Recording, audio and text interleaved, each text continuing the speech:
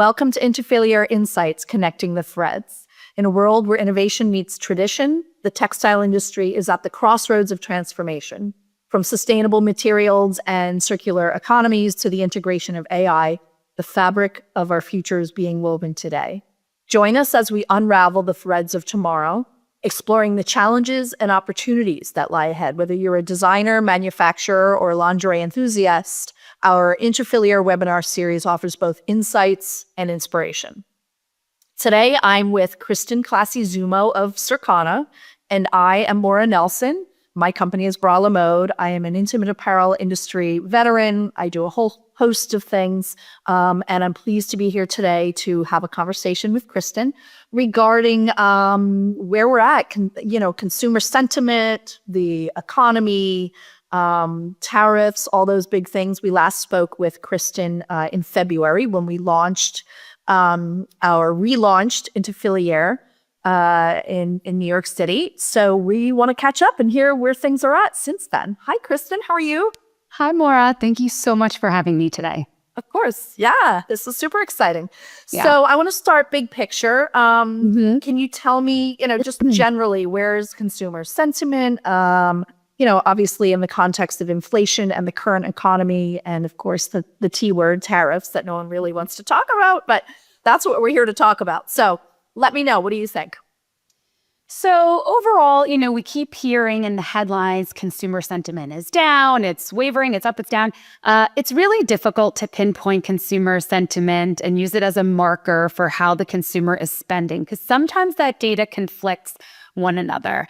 So overall, when we look at total consumer spend on general merchandise, we see that overall spend is down about 1% year to date. So while we're not seeing growth, we're not seeing this overall pullback. That's not equal. So 1% isn't significant, you would say? Because I don't know. Well, this is looking at total general merchandise. So let's say discretionary. Now, it's not uniform, like I said, across. So we're seeing some industries declining faster than others. But overall, we are seeing consumers are a bit more resilient than some of the sentiment data would have you believe. Okay, got it. Now, yeah. So now it's not as bad as the news reports it to be? When we look overall at this point, again, we're looking at year to date through the week ending May 31st. Okay, so got it. Pretty recent data, yeah. So, but again, that can change at any point. But looking at that overall, slightly down. When we look at how consumers are feeling around tariffs, so the sentiment remains a bit mixed. Over the past few months, we've been fielding some surveys to get an understanding on how the consumers are feeling about tariffs. So overall, sentiment remains mixed. In March, we saw a bit of a shift. Consumers that really were neutral, didn't have an opinion about tariffs, started to oppose tariffs. In April, we actually haven't seen a big movement. So where we are today, 35% of households support tariffs and 36 oppose tariffs, with the remainder really neutral, not really having an opinion. So again, how consumers are feeling about tariffs are kind of split down the middle. Interesting. When we look at households. But we do know that consumers agree that they believe tariffs will overall raise prices. Got it. Okay. So even if they support tariffs, they know that it's going to increase prices. Exactly. Right. And they seem to be okay with that? I don't know if they'll be okay, but they, maybe feel that they support the idea of tariffs. They do agree that prices are going to increase. But what we do know is that might have an impact, will likely have an impact on purchase behavior. So overall, about 2/3 of consumers said that they would either trade down, delay, or even just skip an apparel purchase if tariffs increases the prices of apparel. So consumers are really sensitive. They've been reading about it a lot in the media. We've heard certain brands and retailers announce anticipated price increases, and consumers are aware of this, and they are planning to change some of that behavior according to these higher increases. Got it. Okay. But we've only seen a slight downtick so far, right? You said that sort of 1%. Now, that wasn't specific to apparel, though. That was general merchandise. Okay. Excellent question. So that wasn't specific to apparel. That's just looking at general merchandise. When we look specifically at apparel, again, year to date, apparel is down about 3% in terms of spend. And when we look at demand, it's down 2%. So that 3% decline in sales is a result of a decline in demand, but also a decline in average selling prices. So prices are down about 2%. So again, another question we keep getting is, are we seeing higher prices yet in the market? I would say, we might just start seeing some uptick in certain categories, but it's very small. It's very segregated, and we're not seeing an overall uptick in prices in apparel. Got it. Okay. So would you say if we're down 3%, and then 2% was the units demand? Demand. Okay. Yeah. So that 3% decline is in dollar sales. So that would then indicate that she's purchasing items that are less expensive. If dollars are down. Got it. Because we see that demand is down and prices are down. So but she's lower than demand. So then what she is purchasing is less expensive. Well, that could be assortment mix of buying lower priced items. So what I think the takeaway is overall consumers are pulling back.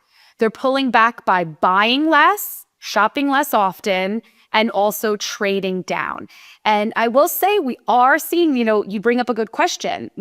Consumers are spending less. We're seeing a trade down. Overall, we're seeing private label stealing share across the board. We're seeing it in kids. We're seeing it in men's apparel and women's apparel. So consumers are they still value brands, but they are looking to trade down where they can. So there's opportunity there, which we'll get to later in this conversation. Yeah. Yes, absolutely. Yeah, and that's awesome. We predominantly will be talking about overall apparel in today's conversation, but I will say intimates year to date is down 7% in terms of sales, so declining faster than the total industry. Okay, got it. Thank you for that number. Do you have any data on other categories related, swimwear, sleepwear, loungewear, or is when you talk intimates, let's define intimates. So in that year-to-date number, so again, we have early indicator data, which we get data as soon as the retail week closes. That's why we have data through the week ending May 31st. Right. So I can break it out to certain categories. I actually can pull up swimwear live in this conversation. I'd love that. That would be great. Question. Very cool. We're seeing this live. So let me pull this up. So swimwear overall is down 9%. So declining last year. We're talking year over date. Okay. We're talking year over year. So a few things could be the cause of that. And again, this is just me off the top of my head, maybe a bit of a slowdown in travel. It's been, it was a colder winter, colder spring. I can even just say in the Northeast. So we might see consumers are just waiting until those summer months really start to hit, or that summer weather starts to hit. Right. We could see consumers are waiting until they get closer to that summer travel. What we typically see is as consumers are pulling back and looking for ways to save, they are buying more in line with the season. So instead of buying a swimsuit in May for that July or August trip, they're maybe buying it a week or two out. Got it. So that last minute purchases. Got it. Exactly. Okay. Last minute purchases could really be influencing that. So interestingly, I own a property upstate New York that I operate as an Airbnb.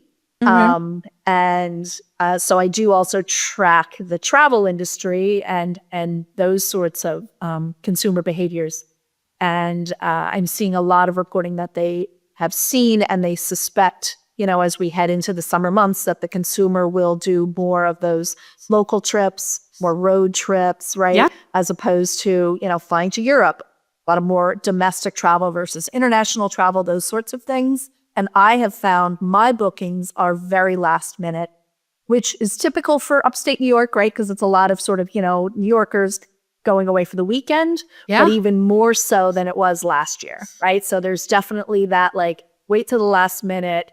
Can we afford it? Do we want to spend this money? Do we want to spend it now, right? Do we want to wait? Like, I think there's a little bit of that. I'm also a consumer, right? So we're people that function and operate in this industry, but we are also consumers. And so we know what's happening in our own households as well. And I found that I'm in a similar place where, I'm delaying a few purchases. I'm scaling back a little bit. Just that sort of wait and see, where are we going to be at in 6 months? So this is all very interesting. 100%. I know it's a lot of me search, right? We try not to put ourselves into what we're thinking about, but it is a lot of me search. And you're 100% right.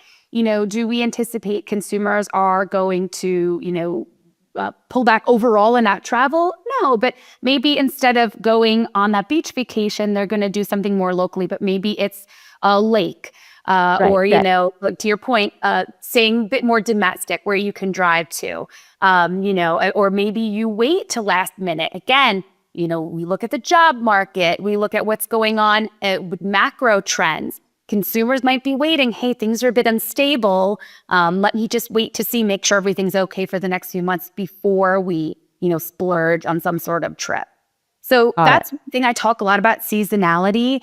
And as ways consumers look to pull back, I think seasonality is just going to become even more important. We've been seeing it over the past few years while we're dealing with inflation. Consumers are buying what they need.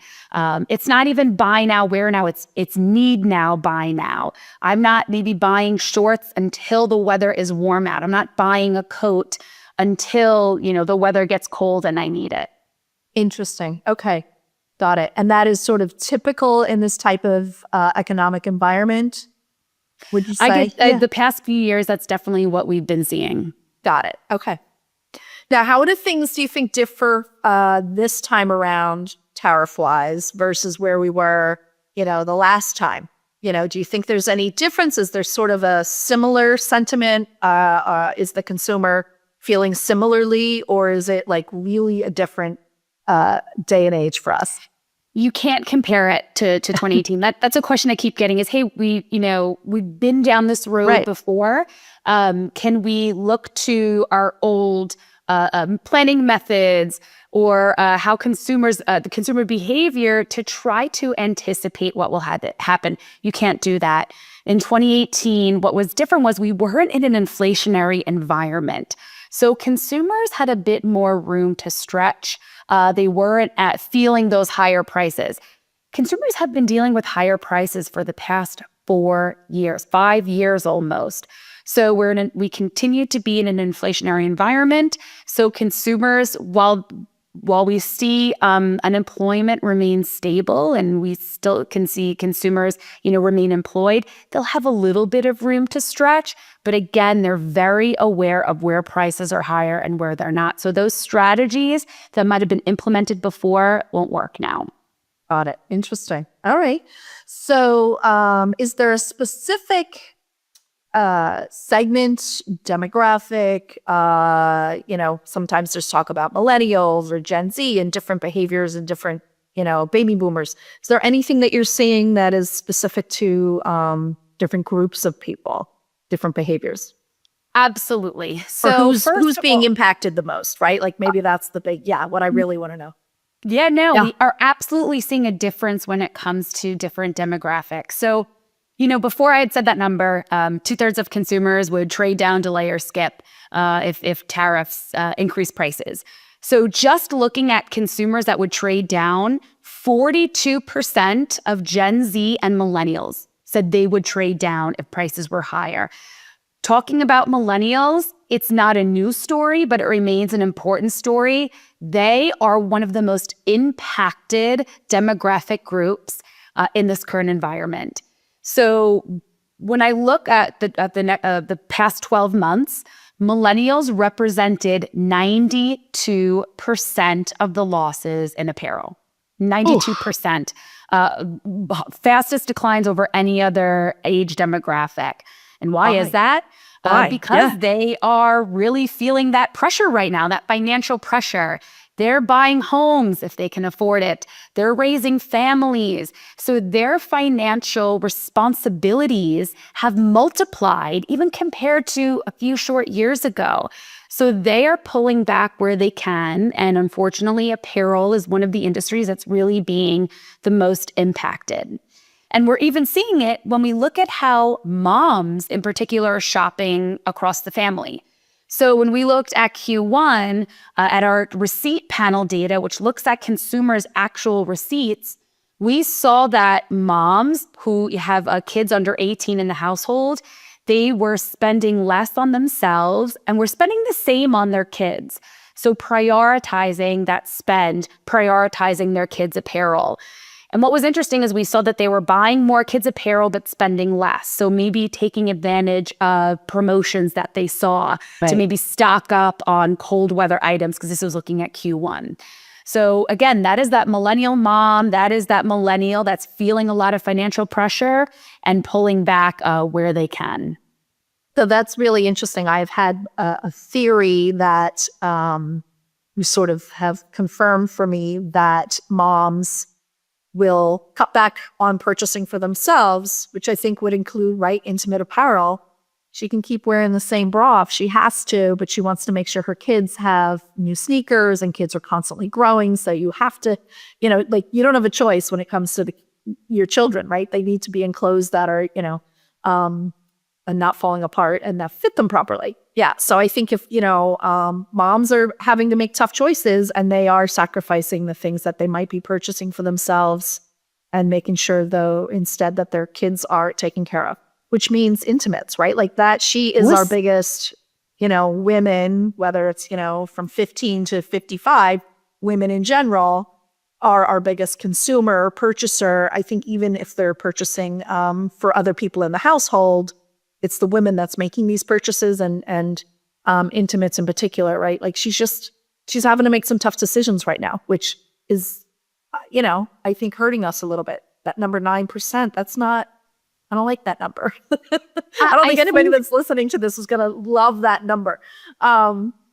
We dig a little deeper into that a little bit, like. Sure. So I think just one opportunity, because I try to be as an optimist, right? And I know it's not just, of course, right. I don't want happening, but where are there opportunities? Your messaging to that millennial mom, again, even if she doesn't have a family, mortgage rates, housing, the cost of food. So one thing I will say, just to kind of take it back, is we've seen, I did talk about that 1% decline in general merchandise overall, where consumers are pulling back. Where there is still growth is food. When we look at how consumers are spending at the grocery store, it's still up. They might be buying less, but we're still seeing high prices at the grocery store. So keep this in mind. It's important to kind of look overall with where is your consumer spending, what is going on, because it's still the same pie that we're all dealing with, right? So, but what's stealing share across her wallet? So think about your messaging. Consumers are financially strapped. They're pulling back where they can. Intimates might be one of those industries, that's feeling some pain from that. So how do you communicate to that millennial mom?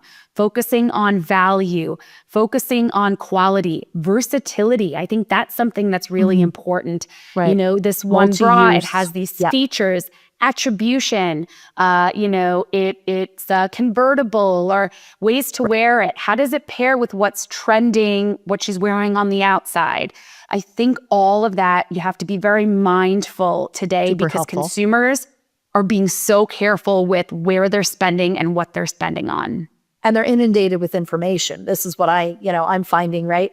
And you're competing again, that she's hearing it, Instagram, you're scrolling through and it's like sensory overload, right? You're getting 100%. So much information. So sort of setting yourself apart from that crowd is really important here. So the marketing and branding piece of it, super helpful. We spoke about, household income, I think, right? And where the pinch is. Like, is there something, are you seeing differences in different income levels? Absolutely. Okay. 100%. So it is still, higher income consumers are still resilient. So we're Got it. seeing some low single-digit growth when we look at the 100+ household income. Under 100,000 household income, driving declines. So we're still seeing this bifurcation in the market where lower incomes are driving declines, higher incomes a bit more resilient. But again, we're starting to see a bit of a trade down with those higher income consumers. So even though they are resilient, they are still, shopping promotions, looking for private label where they can. Got it. So then let's talk about where they're shopping. Yeah. This could be really interesting. Who's winning in this current environment? Where are even those over 100,000, right, income households? Where's everybody shopping? So the channel, and I wish I had a news story here. Any of my friends or clients out there that are watching this that I've been talking to know the channel that's been driving growth for the past 2 years is off-price. So it's off-price. The past 2 years has been the channel that has led in terms of share gains. Looking year to date at 2025, that story does not change. Off-price has gained the most share. Consumers see immense value at off-price. And what I think is just continues to win there is that, I'm calling it instant value recognition. So yeah, consumers like promotions, they like to save, but at off-price, it is black and white. They look at that sticker or that ticket and it says the original price or compare at, you're looking at a 2-pack of sports bras, compare at $79.99 and the price is $29.99. Consumers see that difference. Right. They're not counting, their percentage. Right. Yeah. Exactly. Right, yeah. They're not 25% off. Exactly. Right. They don't have to do the math. Yeah. They don't have to do that math or figure it out. They're looking at that savings and wow, I'm getting this bra, this legging, these jeans that they're worth $100, but I'm getting it for $60 less. So that is what continues. Again, consumers are looking for quality. They're looking to feel good about their purchase. It's not just about lower prices. They don't want to buy something at a lower price or lower quality. They want to buy something at a high quality and save on that. That continues to win with the consumer. So value. And I wrote down, I took a moment there to write what you said, instant value gratification. I'm a firm believer in the off-price model because I think as humans, we sort of love we're hunters, gatherers. Yeah. Right? That's sort of, peck and find, hunt and peck, whatever that is. Right? I think that there is something in us that is really drawn to that business model and it's been working for years and continues to excel even, regardless of what's happening in the economy. So, and I saw that during COVID. I mean, stores around the corner for me had lines around the block the first day they opened up. People couldn't wait to get in there. And it's amazing when you think about the business model as we've been talking about online, the death of the store, Right. And this channel is really non-existent online. And they continue and they're growing their footprint and they're doing really well. And what's really fascinating about that is just to add a demographic lens. Gen Z was the fastest growing generation or fastest growing demographic at this store, at this channel. So we think about a younger consumer and they like to, we just assume they love to shop online. They're very digital. But no, when it comes to shopping, they love shopping in store. They love visiting the store. They see it very social. About 44% of Gen Z said they love shopping in store because they like to shop with their friends and family. So we're seeing this, especially with this generation, stores are winning. And we're even seeing, when we look at overall news, this feels like news. Yeah. So when we look at Gen Z spend online, they have the lowest share of spend online and they're declining the fastest. Okay. So they love, again, they're shifting more to stores. That's why off-price is winning with Gen Z and they're going to continue to win as they roll out their footprint over the next few years. And we're also seeing a lot of Gen Z, Gen Alpha focused retailers that started online, shifting to rolling out more of a physical footprint. These retailers like Princess Polly, Addicted. These are new retailers that just came on my radar. They started on, TikTok, and they were really focused on D2C. And now they're slowly rolling out new stores. These 2 stores opened up, flagship stores in Soho. I went a few weeks ago. Yeah, in April, they opened them up. I went a few weeks ago, and they were packed. It was a Wednesday at 2 p.m. Packed. I believe it. Yeah. With a 25 and under crowd. And they were going from one store to the next. They were right next to each other. And if you kind of look into it, they're opening up more mall stores. They're opening up more physical stores. So again, when we look at the messaging, it's maybe really a millennial that is looking more for online. They're looking for convenience. They're looking for ease. But a younger consumer, Gen Z, maybe even Gen Alpha, they really are looking to go to a store. They might be Alpha. Oh my gosh. Yeah. They might be researching online, but they're looking to go in store and shop in store. Got it. That is super interesting. New information, new data. Yeah.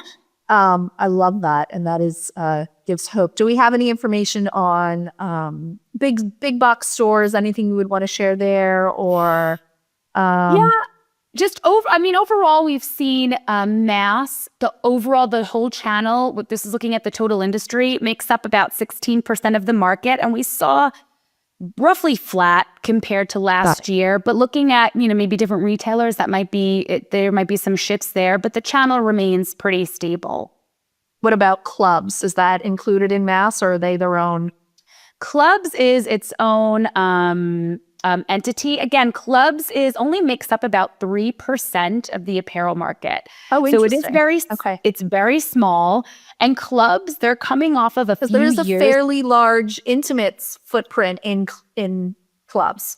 So that's why I'm asking about clubs. Yeah. So, and I'm just talking about, and you know what? Actually, I can do this again. I can pull this up as we speak. Love it. Because I've got the data open. So, this is what's fun about these conversations.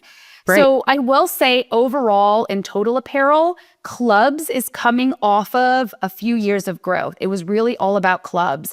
And what was winning there was, right after the pandemic, we saw clubs were getting a higher income consumer into the store to buy grocery.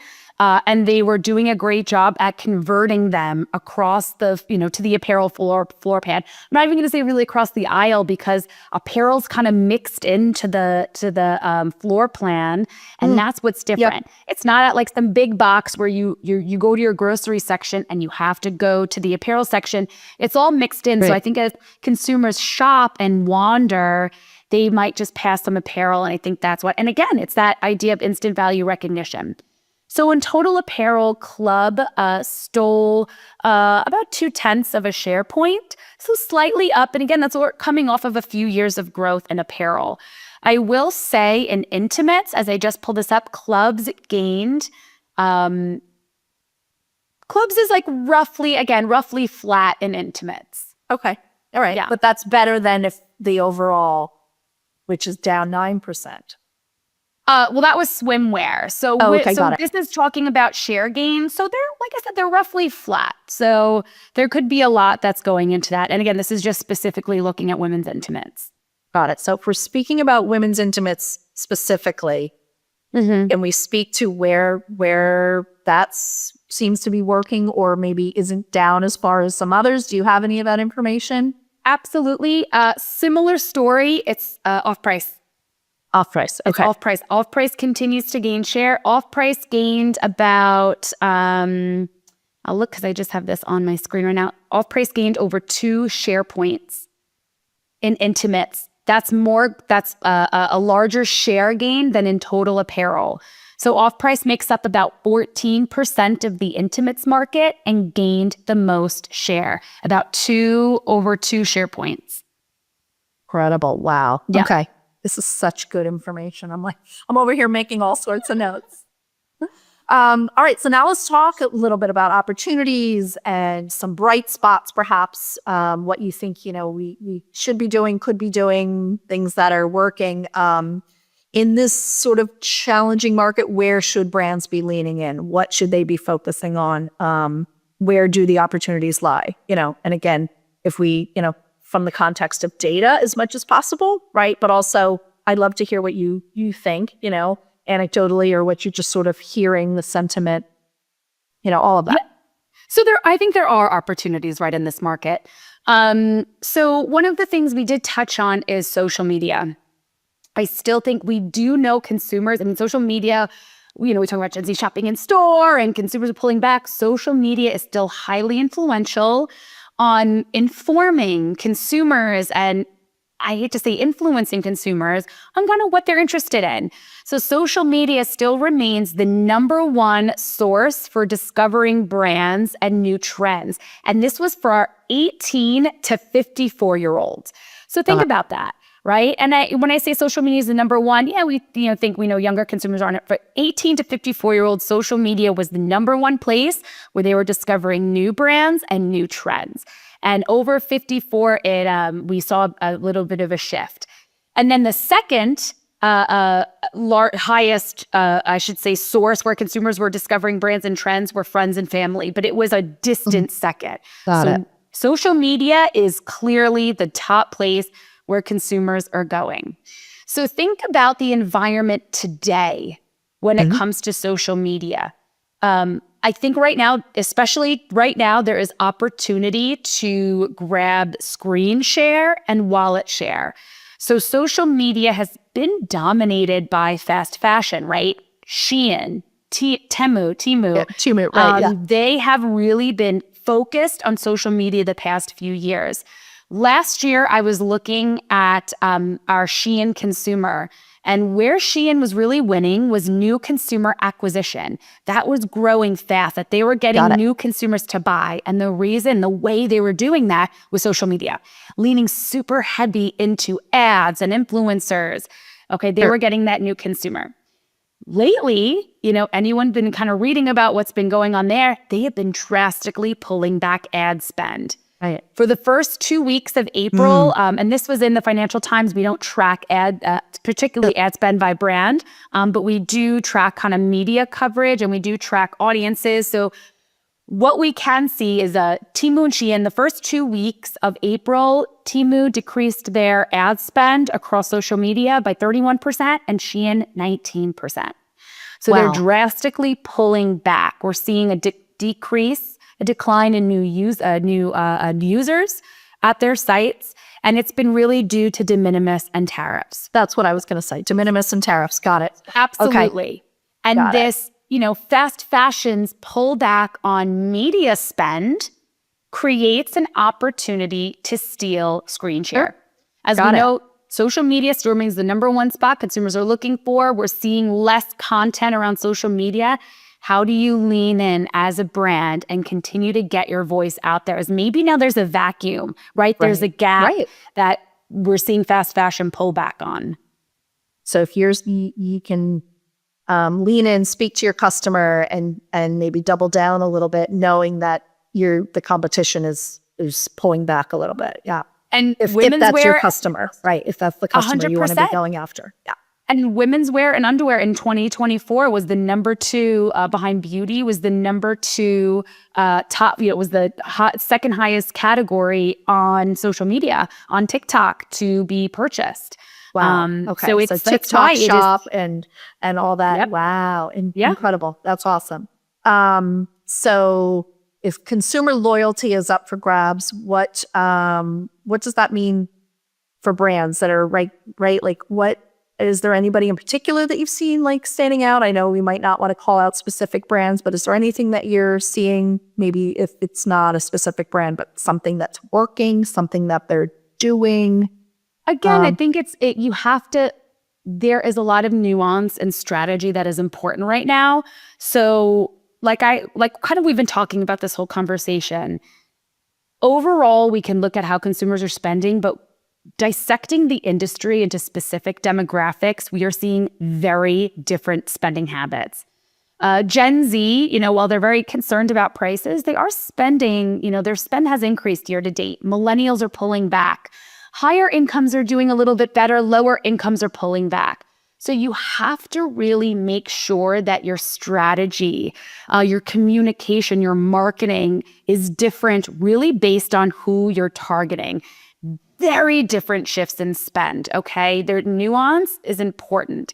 So again, lean into that opportunity. What consumer is really looking at value? What consumer is looking more for trend? Gen Z, we know they're focused on outfitting. They're going out. They're still spending on things for entertainment and going out socially. For millennials, it's a bit more about versatility, right? They want things that they can wear they're still going to work out. What can they wear to work out? They're going to the office. What's casual but formal enough to wear to the office?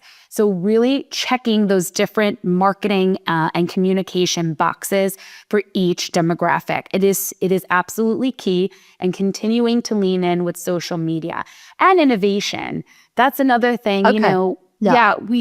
we've talked a little bit about it kind of post-pandemic. The pandemic really disrupted innovation, right? There were supply chain issues, logistical issues, and that was eating up a lot of resources. And we saw the year post-pandemic, there was a bit of a lack of innovation because of what brands and retailers went through the year before. As much as tariffs and sourcing is the immediate issue, make sure you continue to innovate, because in the next year, 9 to 12 months from now, we might see that lack of innovation as brands and retailers are very distracted now with more immediate problems. And I think the brands and retailers that lean into that innovation when it comes to design, attribution, they're going to stand out a year from now in 2026. Got it. Have you seen any sort of notable innovations recently? Anything that you want to call out? Anything that you think is really new or interesting or exciting? Yeah, well, one thing, I kind of put it as a challenge to the intimates industry. I keep seeing a lot of problem-solving and functional apparel, specifically around bramies and inserts. So that's something Uniqlo's been doing it.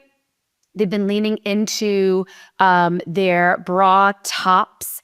They have it in tees and tanks where the bra's inserted. There's a few other D2C brands. OGL is another one that they're leaning into. You don't need a bra. We have inserts. They, stay in place. It's comfortable. It solves a problem, right? You don't need a bra for this shirt. So for intimates, knowing that that is a challenge to your business, how do you think about that, right? Innovate. Think about versatility. Think about, is there a way, maybe a lot of people don't like having cups in their, apparel. How do you lean into some of that? So look at some of the other problems that consumers could be facing and solve for that. GLP-1 is something that I talk a lot about. So we're tracking how consumers that are spending that take GLP-1 for weight loss. They spend more in apparel, and the highest index of spend that they have is at 10 to 12 month mark when they're on GLP-1 drugs for 10 to 12 months, excuse me. What does that mean? Maybe they're on the drug for a year. They go down a few sizes. They are investing in their wardrobe. As a bra manufacturer, how do you communicate some problem solving? Do you have cups that can, maybe shrink with someone? They're losing weight. They don't want to invest in something adaptable, new. Adaptable, extra hooks. So thinking again, what are one of the best, innovative things for the industry is, of course, it's, fabrics, material, lace, all of that. But how do you solve for problems? Moisture wicking bras. Over the summer, we're seeing higher temperatures across a lot of places across the U.S. Moisture wicking opportunities. I think problem solving is a great way to lean into innovation that a consumer can justify spending on. That makes sense, right? Yeah, she doesn't need just another pretty bra, but if it solves a problem for her, I find that we sometimes within our industry, we're very sort of insular and we don't, even look at, to your point, like what's happening in other categories, adjacent categories.